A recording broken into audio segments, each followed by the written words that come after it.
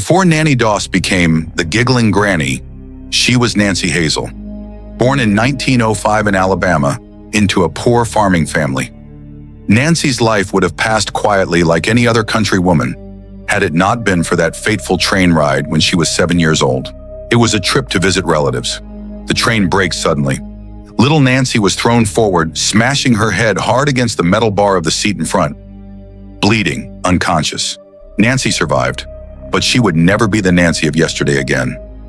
After the accident, she began suffering from severe headaches, blackouts, and unstable mood swings. Modern neurologists believe that impact damaged the frontal lobe, the area controlling behavior, morality, and inhibition. But brain damage was only half the formula that created the monster. The other half came from her father, Jim Hazel. Jim was a true tyrant. He ruled the family with an iron fist and absolute control. Jim forbade his daughters from going to school, for bad makeup, for bad parties. He made them work in the fields like slaves from dawn till dusk. To Jim, children were not family. They were labor assets. Any attempt by Nancy to beautify herself was ruthlessly extinguished. He burned her nice clothes. He forbade her from socializing with boys. It was this suffocating control that planted a burning desire in Nancy's heart. Escape at any cost.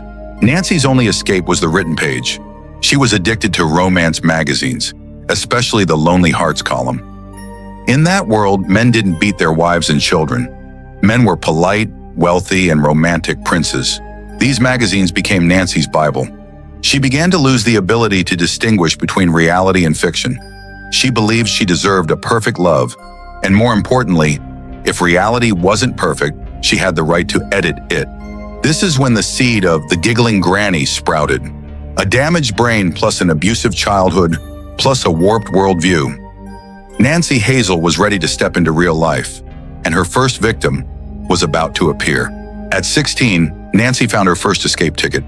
His name was Charlie Braggs, a co-worker at the textile factory. Charlie wasn't a prince. He was poor and rough. But to Nancy, he was the key to escaping her tyrant father. They married after knowing each other for only 4 months. Nancy moved out of her parents' house, believing she was stepping into a romance novel. But she soon realized marriage in reality was dirty diapers, crying babies, and a difficult mother-in-law. The dream shattered. And when Nanny was disillusioned, she didn't divorce the normal way. She started looking at the medicine cabinet and thinking about a permanent solution. And that was when Charlie Braggs started to feel his coffee tasted strange. Nanny's romantic dream shattered faster than a soap bubble. Marrying Charlie Braggs wasn't freedom. It was simply moving from one prison to another. Nanny had to live with a bitter mother-in-law. She took over as the head of the household, scrutinizing Nanny's every move. Within 4 years, 1923 to 1927, Nanny gave birth to 4 children in a row. 4 mouths to feed. Screaming throughout the night. Nanny didn't have time to read romance magazines anymore. The brutal reality weighed heavily on the young girl's shoulders. Hatred began to kindle.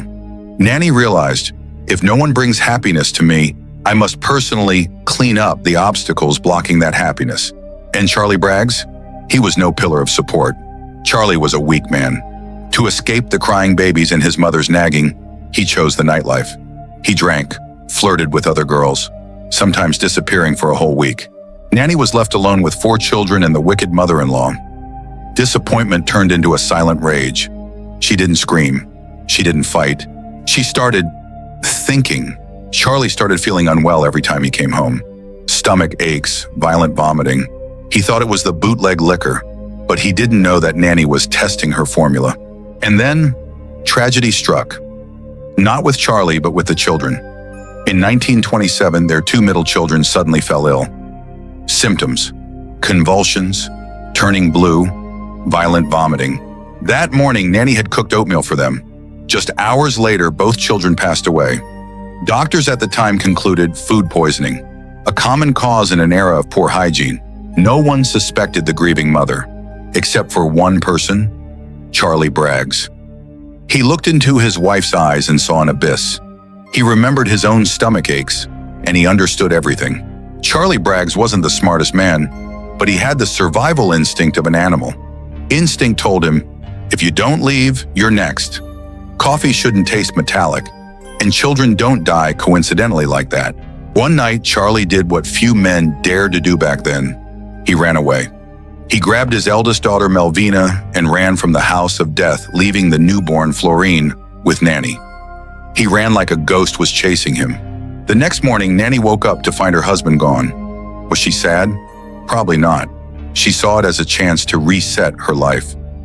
Charlie Braggs became the only husband to survive Nannie Doss's web of love, a title he paid for with the lives of 2 children. But Nannie didn't stay lonely for long. She picked up her pen again and wrote to the Lonely Hearts column. The next victim is out there somewhere. After Charlie fled, Nannie didn't let her heart rest. She turned to the newspaper pages, specifically the Lonely Hearts Club column, and she found Frank Harrelson. On paper, Frank was a poet. He sent Nannie the sweetest words, the most romantic love poems. Nannie, a woman raised on cheap dime novels, fell in love instantly. She thought, this is it, the prince of my life. In 1929, they were married. But alas, literature and reality are 2 very different things.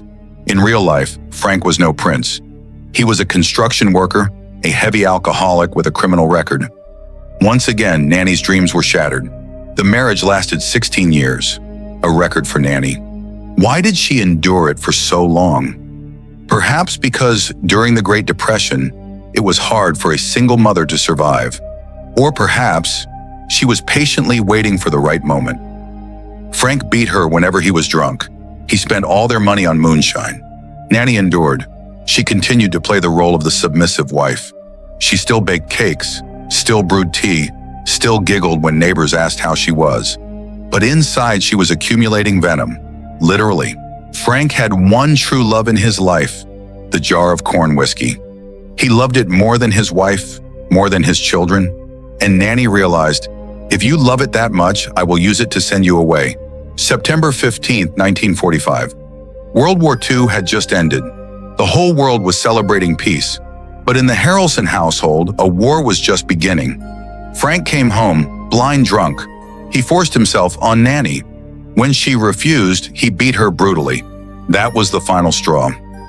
Nannie sat in the darkness, wiping a trail of blood from her lip. She didn't cry. She smiled. She walked to the kitchen cupboard and took out a small box hidden behind the sugar jar. She took Frank's precious jar of corn whiskey and added a generous amount of rat poison containing arsenic. She shook it well, like a bartender mixing a cocktail of death. The next morning, Frank woke up with a splitting headache. Nannie walked in, gentle as an angel. Honey, I'm not mad about last night. I see you're not feeling well. Drink some of this corn whiskey to get your strength back. Frank, the drunken fool, was touched by his wife's kindness.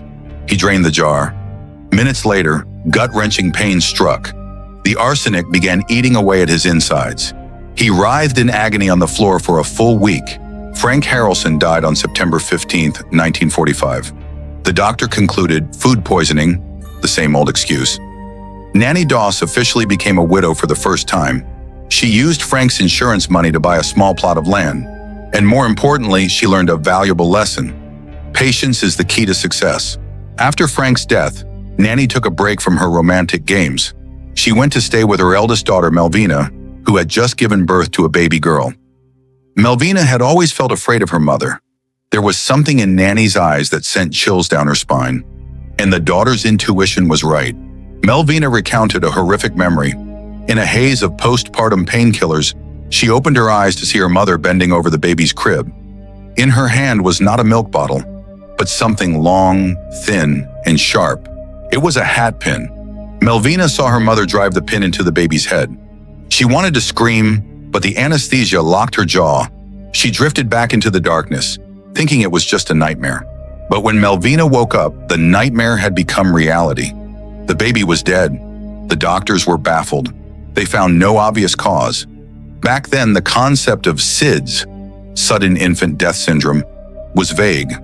They never thought to check the infant's fontanelle for a tiny pinprick. Nannie comforted her daughter. Hush now, dear. God has called his little angel home.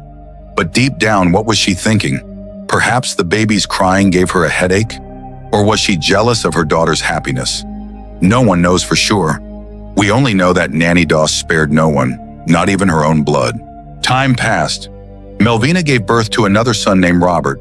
Robert was healthy and active, but tragically, Nannie came to take care of her grandson once again. This time, the motive was no longer vague. Nannie had secretly purchased a life insurance policy for little Robert. The payout value, $500. Not a fortune, but enough for her to buy new clothes and a train ticket to find her next love. July 7th, 1945. Robert, previously healthy, suddenly fell ill after a snack his grandmother gave him. He suffered seizures and turned blue. Nannie told the doctor, "The poor dear was always sickly." Robert passed away. Nannie received the $500 insurance payout. She used that money to pay membership fees for Lonely Hearts clubs, the life of a child exchanged for registration fees to find a husband. That was Nannie Doss's mathematics. Melvina began to suspect. She realized a pattern. Anyone close to her mother died. Husbands died, children died, grandchildren died. She forbade her mother from coming near the surviving children, but she had no proof. No one would believe a gentle grandmother was a murderer. Nannie felt the atmosphere at her daughter's house becoming stifling. She knew it was time to leave. She needed a new environment, new victims. New loves. North Carolina was calling. There, a man named Arlie Lanning was looking for a wife. He didn't know that the bus carrying his dream wife was actually a hearse. Next stop, Lexington, North Carolina. Here, Nannie met husband number 3, Arlie Lanning. Arlie was different from the others. He was funny, charming, and particularly loved to dance. Nannie thought, "Finally, I have found my soulmate." Nannie quickly stepped into the role of the perfect wife. She turned Arlie's house into a paradise. She cooked delicious meals, tended the garden, and always brought pies to neighbors. The whole town of Lexington loved her. They called her Arlie's guardian angel. But Arlie had a chronic bad habit. He was a womanizer. He often stayed out overnight, spending money on booze and strange women.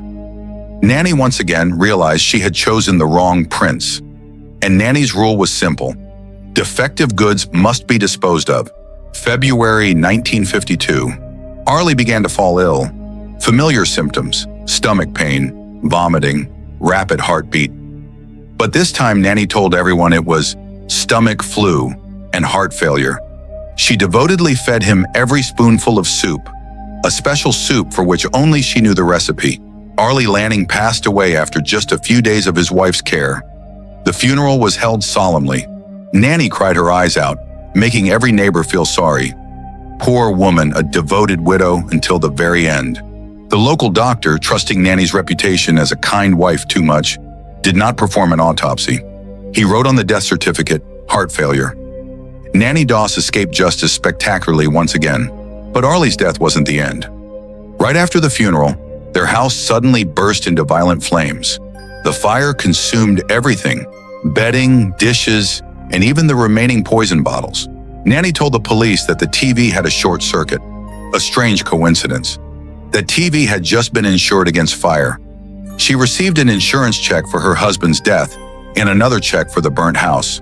One arrow hitting 2 targets, erasing evidence and making money. Arlie Lanning had left the house to his sister in his will, but now the house was just a pile of ashes.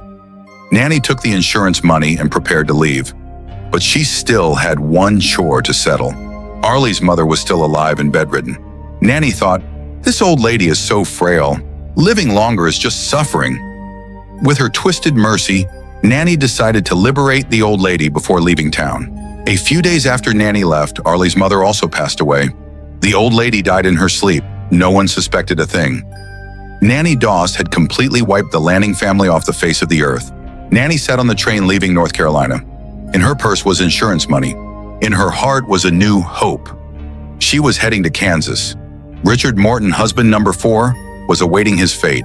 After wiping out her husband's family in North Carolina, Nannie needed a temporary place to stay. She went to her own sister's house, Dovie. Dovie was seriously ill, bedridden, and needed 24/7 care. Nannie, with her reputation as the family nurse, naturally accepted this responsibility. Dovie trusted her sister absolutely. She thought God had sent Nannie to help her get through her final painful days. But Dovie was wrong. God didn't send Nannie. The Grim Reaper did. After just a few days, Nannie began to get fed up. Dovie's moans irritated her. Cleaning and spoon-feeding the porridge exhausted her. She wanted to go dancing. She wanted to meet the next man waiting in Kansas. In Nannie's pocket was a letter from Richard Morton, a businessman in Kansas. Richard was waiting for her, but Dovey just kept living, her illness dragging on endlessly. To Nannie right now, Dovey was no longer a sister. Dovey was an obstacle. Nannie decided to speed up the process. Not out of hatred, not for money. Dovey was very poor. Simply because it was convenient. Killing Dovey would free her hands to go marry her new husband. A strong cup of coffee, lots of sugar, lots of milk, and lots of arsenic. A formula Nannie had perfected over the years. Dovey drank the coffee her sister made. "Thank you, sister. It's delicious." Those were her final words. A few hours later, Dovey fell into a sleep from which she would never wake up. Dovey passed away. No drama, no struggle. A peaceful death, yet utterly cruel. Nannie Doss had killed her last living blood relative simply because she wanted to go on vacation. Nannie didn't stay long for the funeral. She left the burial arrangements to distant relatives. She packed her bags and left immediately. Kansas was calling. Richard Morton was waiting. Nannie Doss left behind a trail of graves. Husband, children, grandson, sister. She was like a storm. Wherever she passed, she sowed death. And Richard Morton, husband number 4, was about to welcome this storm into his home. Kansas welcomed Nannie with her 4th husband, Richard Morton. Richard wasn't an alcoholic like Frank, nor a tyrant like Charlie, but he suffered from another incurable disease. He was a ladies' man. Despite being older and not particularly wealthy, Richard still loved chasing young women. He treated Nannie like nothing more than an old maid. Nannie discovered the affair. Instead of making a jealous scene, she chose a more civilized solution. She brewed him thermos flasks of coffee to take to work every morning. "Drink up, darling. It's a special blend I made just for you." Richard began to get sick. Severe stomach pains tormented him for 3 months. Nannie nursed him devotedly, but in reality she was feeding him poison every single day. On May 19, 1953, Richard Morton took his last breath. Nannie became a widow once again, collected the insurance money again, and hit the road again. Final destination, Tulsa, Oklahoma. Husband number 5, Samuel Doss. Samuel was the polar opposite of all previous husbands. No drinking, no womanizing, no violence. He was a devout believer, clean and organized. But Samuel committed a sin Nannie could not forgive: boredom and control. He forbade her from watching TV late at night. He forbade using the fan to save electricity. He forbade her trashy romance novels. He controlled every penny she spent on groceries. For a woman who lived on emotion and fantasy like Nannie, Samuel's dullness was worse than a beating. She felt suffocated in this spotless, dust-free house, and Nannie decided Samuel needed a little spice to make life less bland. September 1953. Nannie went into the kitchen to make her signature dish, prune cake. It was Samuel's favorite, but this time Nannie was generous with a special ingredient, an amount of arsenic enough to kill an elephant. Samuel ate the cake with delight. "You make delicious cake, Nannie." That was his biggest mistake. That very night, severe pain struck him. But Samuel Doss possessed a strangely resilient vitality. He vomited up most of the poison. He was rushed to the emergency room just in time. At the hospital, doctors diagnosed him with severe acute gastritis. They pumped his stomach and provided intensive care. After a month in the hospital, Samuel made a miraculous recovery. Nannie visited him, bearing flowers and a smile. But inside, she was screaming, "Why isn't this old man dead yet?" Samuel's survival wasn't a miracle. It was an insult to her craftsmanship as a poisoner. October 12, 1954. Samuel was discharged. He thought the nightmare was over. He didn't know that Nannie Doss had prepared a welcome home party that he couldn't refuse. And this time, she would ensure there were no mistakes. The evening of October 12, 1954. Just hours after Samuel returned home. Nannie Doss didn't want to waste another second. She brewed him a cup of coffee. This time, she didn't use a cautious dose. She used the entire remaining supply of arsenic. Samuel drank it all. He said, "The coffee is a bit bitter, honey." Nannie replied, "Bitterness cures the sickness, my love." That was their final conversation. This time, Samuel had no chance to call for help. He died almost instantly. Nannie Doss washed the coffee cup clean, tidied up the scene, and prepared herself to play the role of the grieving widow for the 5th time. But Nannie miscalculated one step. The doctor treating Samuel, Dr. Schubine, was no fool. He had just cured Samuel's stomach. There was no reason for the patient to die the very night he was discharged. When Nannie called to report the death and ask for a death certificate, Dr. Schubine refused. "I need an autopsy," the doctor said. Nannie Doss froze. She tried to justify. "My husband hated being cut open. Please let him rest in peace." But the doctor was firm. He smelled a rat. The autopsy results rocked the entire Tulsa Police Department. Samuel Doss's stomach contained a massive amount of arsenic, enough to kill a horse, enough to kill 40 healthy men. This was not food poisoning. This was a brutal assassination. Police raided Nannie Doss's house. They found the bottle of rat poison hidden behind a jar of coffee. Nannie was arrested, but instead of panicking, she walked to the police car like a movie star stepping onto a red carpet. She smiled and waved at her neighbors. While waiting for interrogation, what did Nannie do? She didn't cry. She didn't call a lawyer. She lay on the jail cot, reading her favorite romance magazine, and slept soundly. The interrogation lasted 30 hours. Detectives took turns resting because of exhaustion. But Nannie Doss, a 49-year-old woman, remained unusually alert. She treated this like a game. Every time the police mentioned the dead bodies of her husbands, she giggled. "Oh my, Samuel, he was a good man, but a bit boring. He. It was this laugh that earned her the press nickname, the Giggling Granny. And finally she confessed, "All right, I did it. The corn whiskey, the coffee, the prune cake, all of it." When the case broke, Nannie Doss became the most famous star in America. The strange thing was, she enjoyed the attention. She posed for photographers. She told stories of murder as if she were telling a joke. Nannie Doss felt no guilt. She felt important. Why did she laugh? Psychologists at the time called it defensive smiling, a reaction when humans are under extreme stress. But with Nannie, it looked more like duper's delight. She smiled because she felt she was smarter than everyone else. The police, the doctors, and those stupid husbands. The complete absence of conscience. That is the clearest sign of a psychopath. To Nannie, people were not living beings. They were merely objects, useful to keep, or broken and ready to be thrown away. Nannie always said, "I was just looking for true love." But that was a blatant lie. She didn't love anyone. She only loved herself. The husbands were just tools to satisfy her romantic delusions.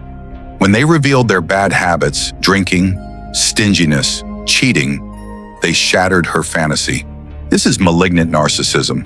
Nannie believed she deserved a perfect life, and anyone who stained that perfect picture had to be erased. Killing for her was as simple as sweeping trash out of the house. She didn't kill out of deep hatred. She killed out of childish disappointment. "You're not my prince, then goodbye." We cannot ignore the biological factor. Remember the train accident when she was 7 years old? That severe blow to the head may have permanently damaged Nannie's frontal lobe. The frontal lobe controls morality, remorse, and impulse control. When it is damaged, humans act on instinct. Perhaps inside the skull of the Giggling Granny, the braking mechanism for evil had been broken for a long time. Psychiatrists at the Oklahoma State Hospital examined her thoroughly. Their conclusion: Nannie Doss was sane. She knew killing was wrong. She knew how to hide evidence. She wasn't crazy. She was simply hollow, a soulless void where conscience should reside. That is the scariest part. She wasn't a monster screaming in the night. She was a monster baking cakes in the daylight.